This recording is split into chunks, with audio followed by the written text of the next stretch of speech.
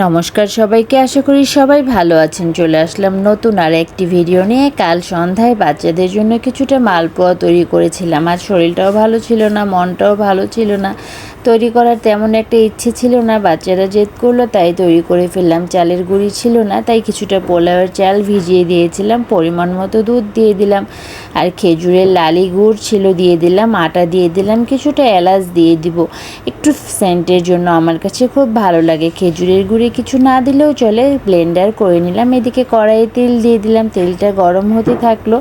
আর এদিকে খুব তাড়াতাড়ি খুব সহজভাবে ব্লেন্ডারে দিলে ডোটা খুব ভালোভাবে হয়ে যায়। আমার কাছে মালপোয়া পিঠাটা একদম স্মুথ ভালো লাগে না, একটু দানা দানা ভালো লাগে, তাই একটু সুজিটা উপর থেকে আমি দিয়ে দিলাম। সুজিটা দিয়ে ব্লেন্ড করলে সুজিটাও দানা ভাবটা যেটা থাকে এটা থাকে না। তেলটা মোটামুটি গরম হয়ে গেছে, আমি ছোট ছোট করে মালপোয়াগুলি ভেজে ফেলবো। পরি খুব পছন্দ করে, আমি প্রায় সময় ওর জন্য তৈরি করে থাকি। আর আপনারাও চাইলে কিন্তু এভাবে ঝটপট তৈরি করে ফেলতে পারেন। চালের গুঁড়ি না থাকলে ব্লেন্ডারে দিয়ে এভাবে পট করে হয়ে যায়। আমার কাছে খুব ভালো লাগে। আপনাদের কাছে যদি ভিডিওটি ভালো লাগে, লাইক কমেন্ট শেয়ার করে পাশে থাকবেন। সবগুলি বড়া আমার ভাজা হয়ে গেছে। আমি বড়াগুলি ভেজে রেখে দিলে গরম গরম বড়ার চাইতে ঠান্ডা বড়াগুলি কিন্তু বেশি ভালো লাগে।